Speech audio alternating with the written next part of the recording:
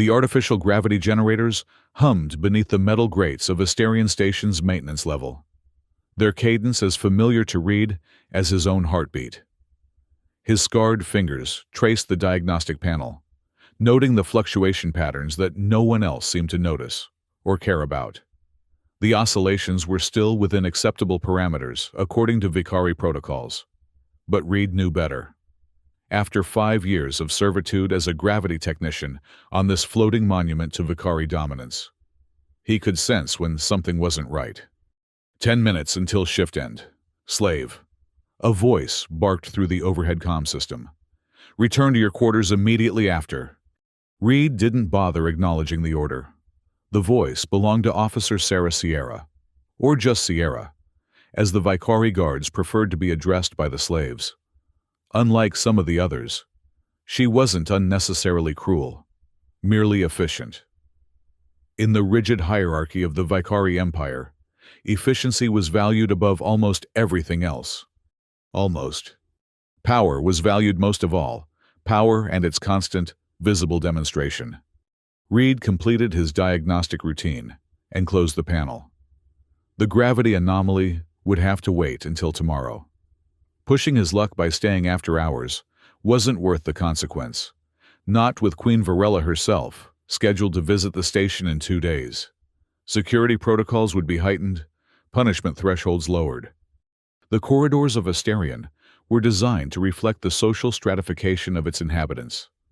Slaves like Reed traversed narrow maintenance passages with low ceilings and exposed pipes, while Vicari officers walked through spacious hallways adorned with the crimson and gold insignia of the Empire. The station's structure itself reminded everyone of their place. Reed's quarters were shared with 7 other technical slaves, each assigned to a different critical system of the station. Marcus, the environmental systems technician, nodded as Reed entered their cramped living space. "They're doubling security rotations," Marcus whispered, his eyes darting to ensure no monitoring drones were present. "Queen's visit has everyone on edge." Reed sank onto his narrow bunk. "Let me guess, Captain Drayson giving another speech about the honor of serving Her Majesty." "Worse," Marcus replied. "They're running full submissive protocols. Medical has been prepping compliance injections since morning." Reed's stomach tightened. Compliance injections, neural suppressants designed to ensure absolute obedience during high-profile visits, were notorious for their side effects: tremors, nausea, cognitive delays that could last for days. For a gravity technician who needed precision and clarity, those side effects could be deadly, not just for him, but for everyone on the station. "I can't take another round of those," Reed muttered. "Last time I couldn't calibrate properly for a week." "Better that than the alternative," Marcus said, lowering his voice further. "Rumor has it she's bringing her personal guards, the ones with the gravity rods." Reed had heard of the Queen's elite guards and their specialized weapons, gravity rods, instruments that could locally manipulate gravity fields to inflict precise, excruciating pain without leaving visible marks. The perfect tools for a regime that valued both control and appearance.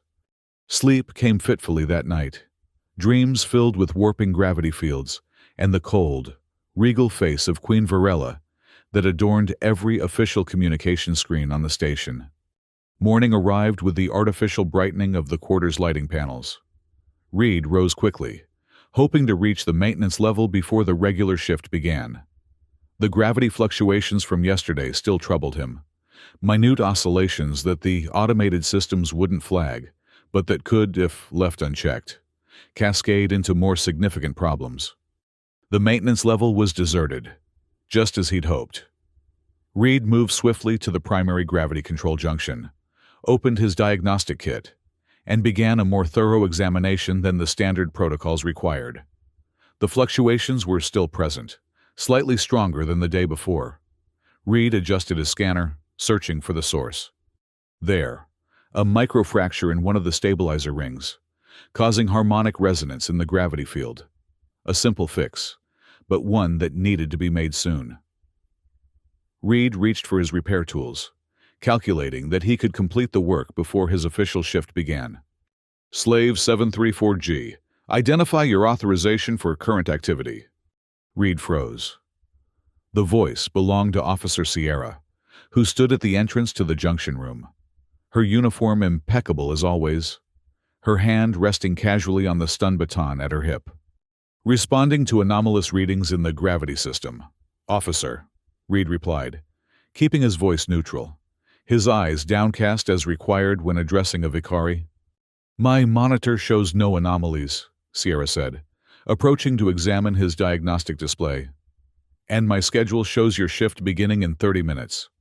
The standard monitors aren't calibrated to detect these specific oscillation patterns, Reed explained. Then immediately regretted his tone. Explaining things to Vicari officers as if they might not understand was a punishable offense, suggesting equality of intellect between slave and master. Sierra's expression hardened. You're conducting unauthorized diagnostics with unregistered parameters.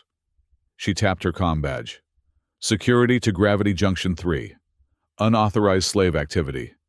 Officer, please, Reed said, abandoning protocol in his urgency. There's a microfracture in the stabilizer ring. If it's not repaired...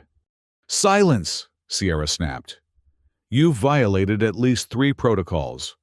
Unauthorized access to critical systems, manipulation of diagnostic parameters, and now, insubordination. 2 security guards appeared at the doorway, stun batons already drawn. Take Slave 734G to holding, Sierra ordered. Full report to Captain Drayson. As the guards seized his arms, Reed made a final, desperate attempt. The fracture will widen during the Queen's visit. The gravity fluctuations could affect the entire residential level. For just a moment, Sierra's eyes flickered with uncertainty. Then her training reasserted itself. Noted. Engineering will conduct a standard review. Reed knew what that meant. Standard reviews followed Vicari protocols, the same protocols that weren't designed to detect the problem he'd found. By the time the automated systems registered an anomaly, it would be too late. The holding cell was barely large enough for Reed to lie down. A single light panel illuminated the featureless room, designed to provide no stimulation, no distraction from the contemplation of one's offenses against the Vicari order. Reed sat with his back against the wall, eyes closed, mind racing through calculations of stress fractures and gravity field propagation.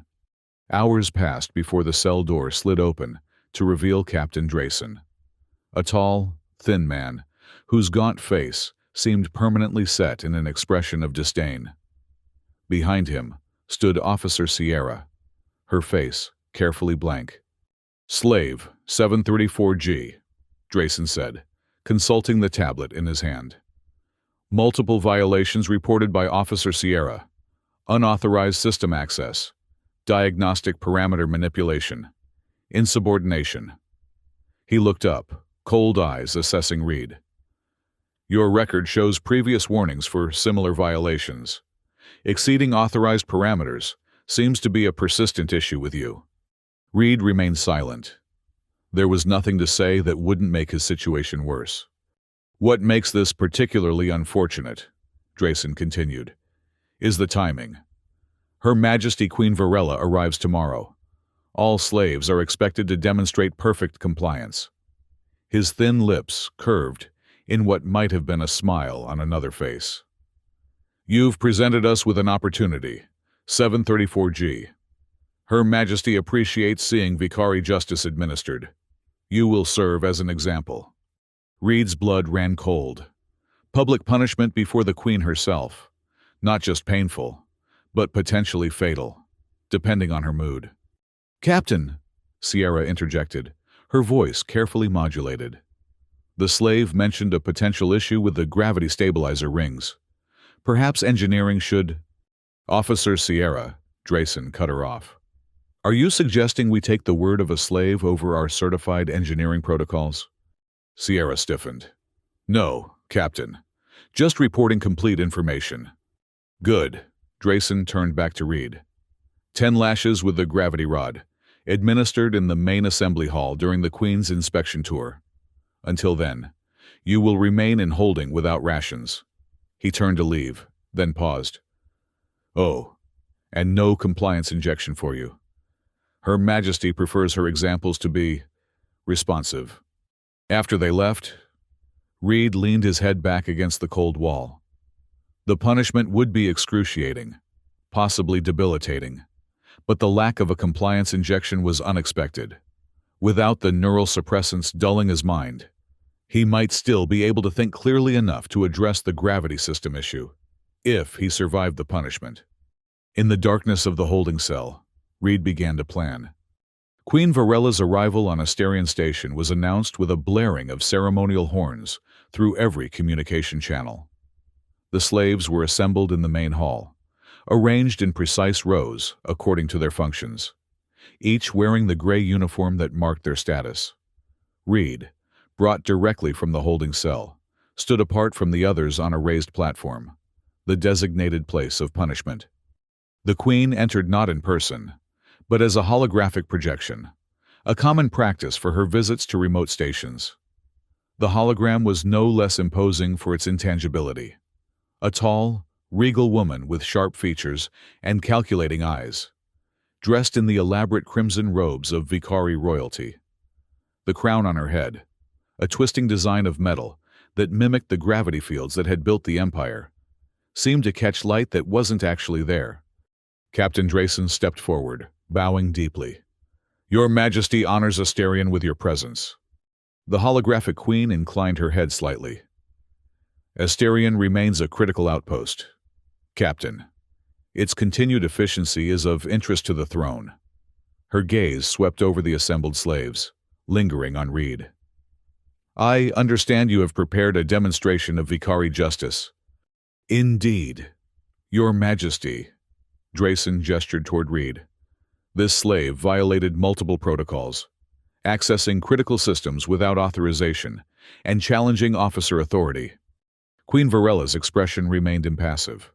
Proceed. 2 guards flanked Reed, forcing him to his knees. A 3rd guard approached, holding a gravity rod, a slender metal baton with intricate circuitry visible beneath its translucent casing. Reed kept his head down, but his mind was racing, calculating. The gravity rod worked by creating a localized field that intensified the pull on specific molecules, essentially making a targeted area feel as if it were experiencing the gravity of a gas giant. The pain came from the sudden compression of tissue, the sensation of being crushed from within. But like all gravity technology, the rod relied on the station's main gravity field as a baseline. It created its effects through modulation of the existing field, not by generating a completely independent one. The guard activated the rod. It hummed to life, the circuitry glowing with a pale blue light. 10 lashes, Captain Drayson announced. For the glory of the Vicari Empire and the wisdom of Queen Varella. The first strike landed across Reed's shoulders. Pain exploded through his body as the targeted gravity field compressed his muscles and nerves to near breaking point. He bit back a scream, determined not to give them the satisfaction. Through the haze of agony, Reed focused on the rod's humming pattern, the specific frequency it used to modulate the gravity field. Each gravity device on the station had a unique operational signature. Understanding those signatures had kept Reed alive for 5 years in a position where most slaves lasted only 2. The second blow fell. Then the third. Reed's world narrowed to pain and the hum of the gravity rod. By the 5th strike, he had identified the rod's exact frequency range and modulation pattern. The assembled slaves watched in silence, their faces carefully blank, though their eyes betrayed their fear. Among the officers, reactions varied. Most watched with the detached interest of those witnessing a routine procedure. But Officer Sierra's face showed a tightly controlled tension. After the 10th strike, Reed remained on his knees, breathing heavily but unbroken.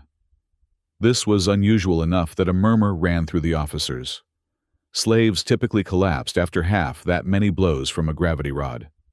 The holographic queen leaned forward slightly. The slave shows unexpected resilience, Captain. Drayson frowned. A temporary condition. Your Majesty, perhaps an additional demonstration? No, Queen Varela interrupted. I find this interesting. What is the slave's function? Gravity systems technician, Your Majesty, Drayson replied. Ah, a cold smile touched the queen's lips. How appropriate. The slave understands gravity, yet fails to grasp his place beneath the weight of Vicari authority. She turned her gaze directly to Reed. Look at me. Slave. Reed raised his head slowly, meeting the eyes of the hologram. Protocol dictated that slaves never make eye contact with Vicari nobility, especially not the queen. But she had given a direct order. Do you understand the consequences of your actions now? The queen asked. Yes, Your Majesty, Reed replied, his voice hoarse but steady. I think not, she said. Captain, this slave requires a more thorough lesson. When I return tomorrow for my final inspection, you will administer another 10 lashes. Perhaps then he will truly understand the weight of Vicari rule. With that, the hologram flickered and disappeared, leaving the assembly hall in stunned silence. 2 punishments for the same offense was unprecedented and potentially fatal. Captain Drayson's thin smile returned. Take the slave back to holding. No medical attention. As the guards hauled Reed to his feet, his eyes met Officer Sierra's for a brief moment. Something like doubt flickered across her face before she looked away. Back in the holding cell, Reed allowed himself to finally feel the full extent of his injuries. The gravity rod had left no visible marks, but his muscles screamed in protest at the slightest movement, and his breathing was shallow and painful. Without medical attention, he would be significantly weakened by tomorrow's second punishment, perhaps too weak to execute the plan forming in his mind.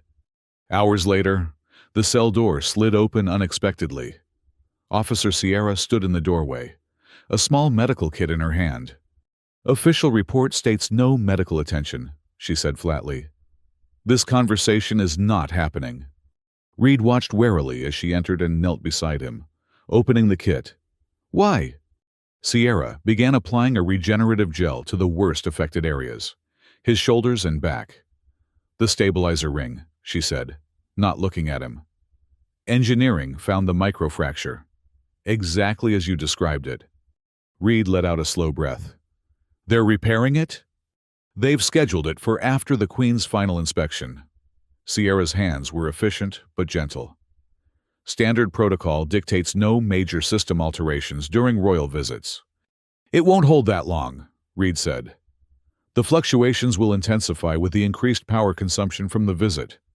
Sierra's hands paused momentarily. How certain are you? Completely. Reed met her eyes. The fracture is at a stress junction point. The additional power draw will accelerate the harmonic resonance. By tomorrow afternoon, we could see localized gravity failures throughout the residential section. Sierra resumed her treatment, her face troubled. I've noted your concern in my report.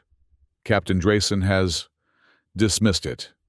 Of course he has, Reed said bitterly. Vicari protocol takes precedence over slave warnings, even when those slaves are the technical experts.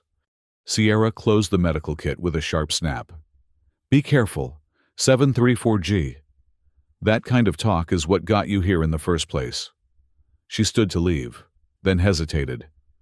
The second punishment tomorrow.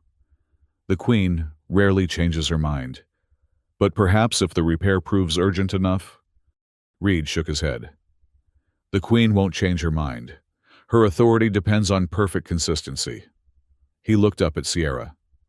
But thank you for this. After Sierra left, Reed carefully tested his range of motion. The regenerative gel had helped significantly. He could move without blinding pain now. It would have to be enough.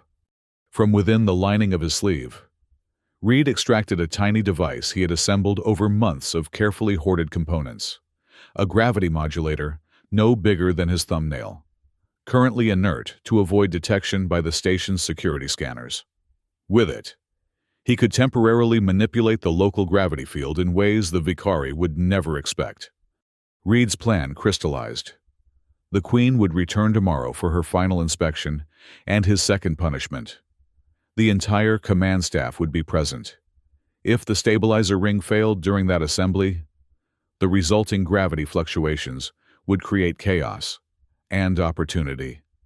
With careful movements that aggravated his injuries, but remained within his endurance, Reed began making final adjustments to his device. The second day of Queen Varella's visit brought an even greater display of Vicari pomp. The main assembly hall had been further decorated with holographic banners depicting the Empire's conquests. The slaves were arranged as before, but with an additional row of technical officers standing behind them, a visual representation of the hierarchy that kept Asterion Station functioning. Reed was again placed on the punishment platform, but this time, he stood on his own, refusing the expected posture of submission. This earned him a warning blow from one of the guards, but Reed barely registered it compared to the aftermath of yesterday's gravity rod strikes. The Queen's hologram appeared with the same ceremonial fanfare as before. Today, her expression was colder, more calculating as she surveyed the assembled station personnel. "Captain Drayson," she began, "I understand there have been reports of potential system issues since yesterday." Drayson bowed deeply. "Minor concerns only, Your Majesty. Nothing that affects station operations or your inspection." "Specify these concerns," the Queen commanded. Drayson hesitated, then replied, "A technical slave reported possible gravity fluctuations due to a stabilizer ring microfracture. Engineering has scheduled inspection and repair for after Your Majesty's departure, in accordance with royal visit protocols." The Queen's eyes narrowed. "The same slave who awaits punishment?" "Yes, Your Majesty." The holographic Queen turned her gaze to Reed. Interesting timing for such a report, almost as if the slave sought to avoid consequences. She addressed Reed directly. "Was that your intention? To create a diversion with false technical concerns?"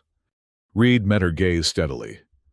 "The concerns are valid, Your Majesty. The fracture exists and will worsen under current conditions." A murmur ran through the assembled officers at Reed's direct response. No honorifics, no deference in his tone. "Such confidence," the Queen said, her voice dangerously soft. "Captain, proceed with the punishment. Perhaps additional pain will remind this slave of proper respect." The guards moved forward, gravity rod humming to life. Reed tensed, not in fear but in preparation. Beneath his fingernail, the tiny modulator waited for activation. The first strike landed with even greater force than yesterday's. The guard clearly determined to break Reed's unexpected resistance. Reed allowed himself to fall to one knee, seemingly overcome. In reality, the position gave him better access to the floor grating and the gravity regulation systems that ran beneath it. As the second blow fell, Reed pressed his hand flat against the floor, thumbnail scraping across the metal to activate his device. For a moment, nothing happened. Then, as the third blow descended, the gravity in the assembly hall fluctuated wildly. Objects not secured to the floor began to float. The guard with the gravity rod stumbled as his weight suddenly decreased to near zero. Confusion erupted among the officers and slaves alike as they found themselves drifting upward. Only Reed was prepared. Having studied zero-gravity operations as part of his technical training, he used the floor grating to propel himself precisely toward the guard with the gravity rod. In the confusion, he easily wrested the weapon from the disoriented man. Queen Varella's hologram remained perfectly stable, unaffected by the physical chaos around it. Her face contorted with rage. "Captain Drayson, restore order immediately!" But Drayson himself was tumbling helplessly through the air, his thin frame spinning as he frantically tried to grab onto something solid. Reed, now in possession of the gravity rod, pushed himself toward the main control panel at the side of the hall. Officer Sierra was already there, desperately trying to re-establish normal gravity parameters. "Move aside," Reed ordered, his voice carrying unexpected authority. Sierra looked up in shock. "You did this?" "I accelerated what was already happening," Reed replied. "The stabilizer ring is failing exactly as I predicted." He gestured toward the rod in his hand. "I can fix it, but only if you trust me. Now." Around them, chaos continued to unfold. Some officers had drawn weapons but found them nearly impossible to aim in zero gravity. Slaves who had received zero-G training as part of their duties were generally faring better than their masters. An irony not lost on anyone. Sierra hesitated only briefly before shifting to give Reed access to the panel. "If you make this worse." "I won't," Reed said, already inputting commands.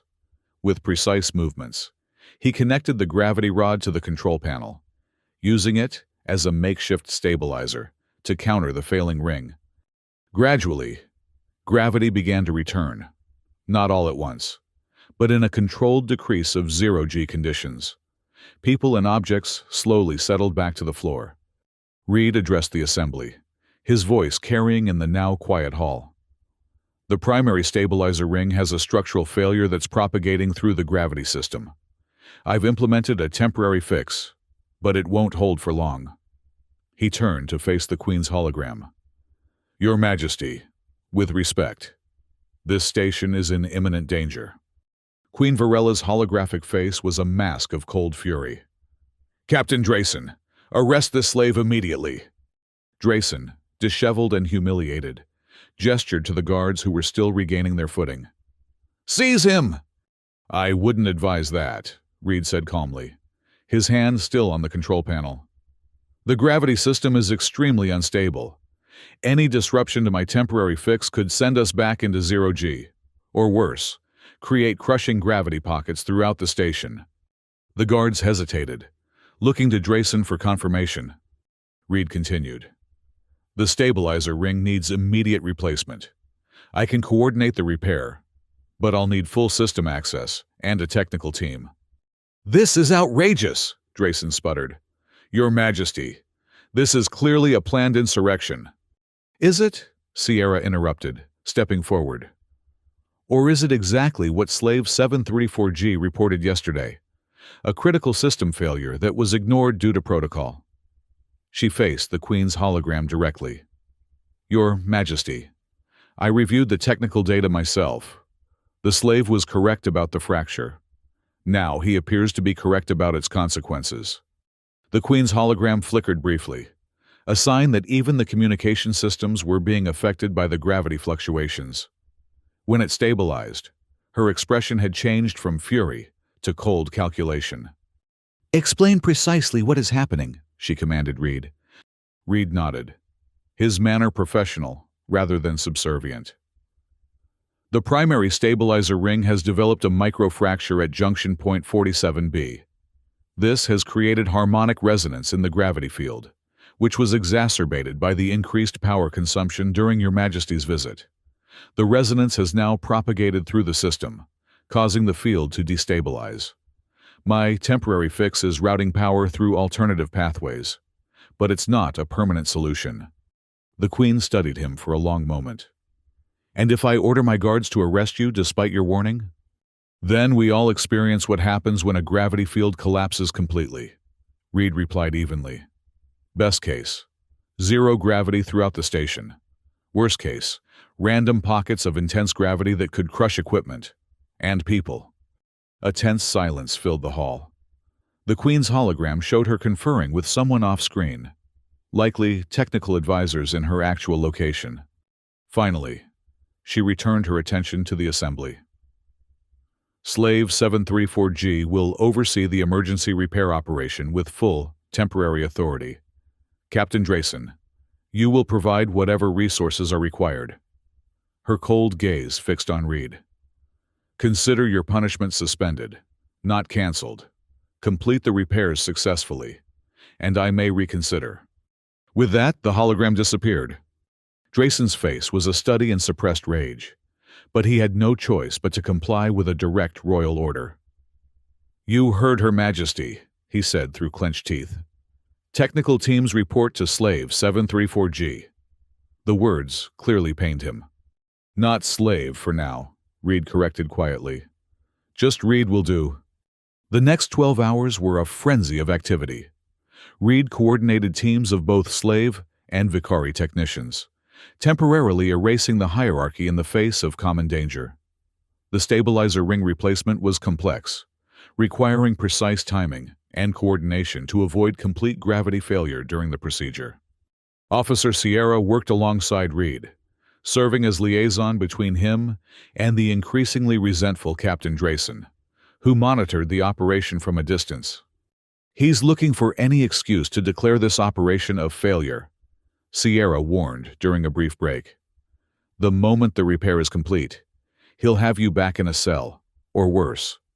Reed nodded, wiping sweat from his brow. "I know, but right now, he needs me too much to interfere." "And after?" Sierra asked. "You humiliated the Queen, Reed. That's not something the Vicari forgive." Reed gave her a tired smile. "One problem at a time, Officer Sierra." "Sarah," she corrected quietly. "My name is Sarah." The repair operation continued through what would have been night by the station's artificial cycle. Finally, as the new stabilizer ring was locked into place and the gravity field stabilized, Reed allowed himself a moment of relief. "System nominal," he announced to the technical team. "Gravity field stable throughout all sectors." He turned to Sarah. "We're done." She nodded, but her expression was troubled. "Captain Drayson is waiting in the main conference room, with guards." "Of course he is," Reed sighed. "Time to face the music." The conference room was sparse and utilitarian, designed for efficiency rather than comfort, like everything in Vicari architecture. Drayson sat at the head of the table, flanked by 4 guards. His face showed a mixture of anger and something else, perhaps uncertainty. "The repair is complete," Reed reported formally. "All systems are functioning within optimal parameters." Drayson's thin fingers tapped an irregular rhythm on the table. "So I'm informed. Convenient that the system failed precisely during your punishment, isn't it?" Reed met his gaze steadily. "The system failed exactly when I predicted it would. The timing of the Queen's visit, and my punishment, was not my decision." "You deliberately caused a zero-gravity incident in the presence of Her Majesty," Drayson accused. "I accelerated an inevitable failure to prevent more serious consequences," Reed countered. "Had the stabilizer ring failed without intervention, we would have seen catastrophic gravity fluctuations throughout the station, potentially resulting in structural damage and casualties." Sarah stepped forward from her position near the door. "Captain, the technical logs support his assessment. The failure progression matches his initial report exactly." Drayson's expression soured further. "Your advocacy for this slave is noted, Officer Sierra, and concerning." Before Sarah could respond, the communication panel on the table activated, displaying the Queen's hologram once again. Everyone in the room straightened to attention. "Report," the Queen commanded without preamble. Drayson bowed his head. "Repairs are complete, Your Majesty. Station systems are functioning normally." "Under whose direction?" the Queen asked. Drayson hesitated before answering. "The slave, 734G, as you ordered. Your Majesty." The Queen's gaze shifted to Reed. "Approach." Reed stepped closer to the holographic display, conscious of the guards tensing around him. "You disrupted my inspection, countermanded my punishment order, and took control of a Vicari station," the Queen stated, her voice cold. "These are capital offenses." "Yes, Your Majesty," Reed acknowledged. "Yet you also prevented what my technical advisors confirm would have been a catastrophic system failure." The Queen studied him with calculated interest. "You knew the consequences of your actions." "I did." "And you chose to act regardless, knowing you would likely face execution for it." Reed nodded. "The alternative was to allow hundreds to die needlessly." The Queen was silent for a long moment. When she spoke again, Her tone had changed subtly. The Vicari Empire is built on power, 734G. But contrary to what many believe, that power is not derived solely from our ability to punish. It comes from our ability to control complex systems, gravity manipulation being chief among them. She leaned forward slightly. You have demonstrated exceptional understanding of those systems. More importantly, you've shown a willingness to risk your life to preserve them. A cold smile touched her lips. That is a trait the Empire can use. Reed kept his expression neutral, uncertain where this was leading. Captain Drayson, the Queen continued. Effective immediately. 734G is appointed Interim Systems Coordinator for Asterion Station, reporting directly to my Technical Advisory Board. He will oversee a complete review of all station systems and protocols. Drayson's face drained of color. Your Majesty, I must object. Placing a slave in a position of authority undermines the entire Vicari social structure. The precedent. Is mine to set, Captain? The Queen interrupted sharply. Need I remind you that you failed to heed warnings about a critical system failure? That failure reflects poorly on your judgment. Her expression hardened. Consider this arrangement your opportunity to demonstrate better judgment in the future. Drayson fell silent, his thin face rigid with suppressed emotion. The Queen returned her attention to Reed. 734G. You will be assigned appropriate quarters and authority codes. My advisory board will contact you directly with specific instructions. Her eyes narrowed. Do not mistake this for freedom or equality. You remain property of the Empire, simply repurposed. I understand, Your Majesty, Reed replied carefully. See that you do. The Queen's hologram flickered. I will be watching your performance with great interest. With that, the communication ended. The conference room remained silent for several seconds. Finally, Drayson stood, his movements stiff with anger. You heard Her Majesty. Process the necessary status changes. He strode toward the door, then paused beside Reed. Enjoy your temporary elevation, slave, he hissed quietly. It won't last. After Drayson left, the guards looked to Sarah for instructions, clearly uncomfortable with the unprecedented situation. Escort Reed to the officer residential level, she ordered. Assign him quarters in Section C and provide a standard officer interface terminal. When the guards hesitated, she added firmly, Those are the Queen's orders. Move. As the guards led Reed out, Sarah fell into step beside him. Systems Coordinator, she said quietly. That's a position usually held by a senior Vicari officer. Interim, Reed corrected. And still a slave, just with a longer leash. Sarah glanced at him. Don't underestimate what you've achieved. No slave has ever held authority over Vicari systems before. Authority granted at the Queen's whim can be revoked just as easily, Reed pointed out. True. But you've created a crack in the system. Reed. Sarah's voice dropped even lower. And others have noticed? Reed considered this as they walked through corridors he'd never been permitted to access before. Wider, better lit, with actual aesthetic considerations in their design. The implications of what had happened were still unfolding in his mind. He had challenged the Queen and survived. More than survived. Been elevated. But to what end? The quarters assigned to Reed were modest by officer standards, but luxurious compared to the slave dormitories. A private room with actual furniture, a separate hygiene facility, even a viewing port that looked out onto the starfield beyond the station. These will be your quarters for now, Sarah said formally, for the benefit of the guards. The terminal will provide access to station systems according to your new authorization level. Security protocols still apply. The guards departed, leaving Sarah and Reed alone. What happens now? Reed asked quietly. Sarah shook her head slightly. I don't know. This is unprecedented. She hesitated, then added, But I think you should prepare for resistance from Drayson and others. Your new position challenges everything they believe about the natural order. And what do you believe, Sarah? She met his gaze directly. I believe that intelligence and ability matter more than birth status. A faint smile touched her lips. And I believe that Queen Varela, for all her faults, recognizes that too, at least when it serves her interests. After Sarah left, Reed explored his new quarters, trying to process the dramatic reversal in his circumstances. From scheduled for execution to interim systems coordinator in less than a day. The Queen's motives were obvious enough. She valued competence and results, at least when her own safety was concerned. But Reed harbored no illusions. He remained a tool, just one with a different purpose now.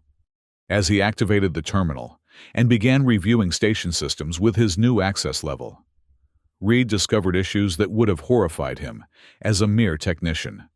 Critical vulnerabilities, inefficient configurations, outdated protocols that prioritized Vicari control procedures over system stability. His tiny gravity modulator had created an opportunity for change. But it was only the beginning.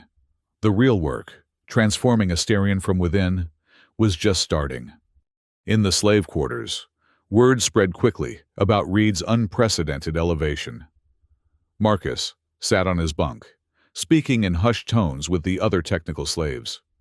It's true, he insisted. I saw it myself. He stood up to the Queen, saved the station when the gravity failed, and now he's been made systems coordinator. Impossible, one of the others muttered. No slave becomes an officer. It's a trick. Not an officer, Marcus corrected. Something different. He reports directly to the Queen's advisory board, not to Drayson. And what does that mean for us? Asked another slave, his expression guarded. Does anything actually change? Marcus considered the question carefully. I don't know, he admitted. But Reed is one of us. He understands what we endure. And now he has access, authority. He lowered his voice further. For the first time, we have someone in a position of power who remembers what it's like down here. The implications hung in the air, unspoken, but understood by all. A precedent had been set. A door, previously sealed shut, had been cracked open just enough to let in a sliver of possibility. In his new quarters, Reed stood at the viewing port, gazing at the stars beyond Asterion Station. The same stars he'd seen only in glimpses before, through maintenance hatches or brief transits between sections. Now he could simply stand and look at them whenever he wished. A small freedom, but one that symbolized so much more. His hand went to his neck, where the slave identification chip remained embedded in his flesh. His status had changed, but his fundamental condition had not. Not yet. But for the first time in 5 years, Reed allowed himself to truly feel the emotion he'd kept carefully buried beneath layers of calculated survival. Hope. On the other side of the station, Sarah Sierra sat at her own terminal, reviewing the day's events for her official report. Her fingers hesitated over the keys as she considered how to frame what had happened. The system failure, Reed's intervention, the Queen's unprecedented decision. Standard protocol dictated that she report the facts objectively, without interpretation or personal commentary. But as she began typing, Sarah found herself choosing words carefully, emphasizing the technical accuracy of Reed's predictions and the effectiveness of his solutions, minimizing the confrontational aspects of his actions. It was a small thing, this subtle shading of official records. But like Reed's tiny gravity modulator, small things could create ripples that grew into waves. And waves, given time and force, could reshape even the most rigid structures. Throughout Asterion Station, the normal rhythms of Vicari rule continued. Guards patrolled, officers commanded, slaves obeyed. But beneath that familiar pattern, something had changed. Questions were being whispered that had never been asked before. Possibilities were being considered that had previously been unthinkable. in the artificial gravity of the station, where up and down were determined by human design rather than natural law. The true nature of power had been momentarily revealed. Not an immutable force like real gravity, but a construction that could be altered by those who truly understood its mechanisms. The queen had ordered a slave to be beaten, expecting submission. Instead, she had received a lesson in the limits of force and the power of knowledge. It was not a lesson she had fully embraced. Her elevation of Reed was clearly a calculated move to harness his abilities, rather than a recognition of his equality. But it was a beginning. For Reed, standing at his viewing port and watching the distant stars, that beginning was enough, for now. Tomorrow would bring new challenges, navigating the hostility of Drayson and his allies, using his temporary authority to implement lasting improvements, finding ways to ease the burden on his fellow slaves without provoking a backlash that would destroy everything. But tonight, he allowed himself this moment of quiet victory. He had done what had seemed impossible, forced the Vicari to recognize his value not as property, but as a person with irreplaceable knowledge and skills. He had created a crack in the foundation of their system. And cracks, once started, had a way of spreading.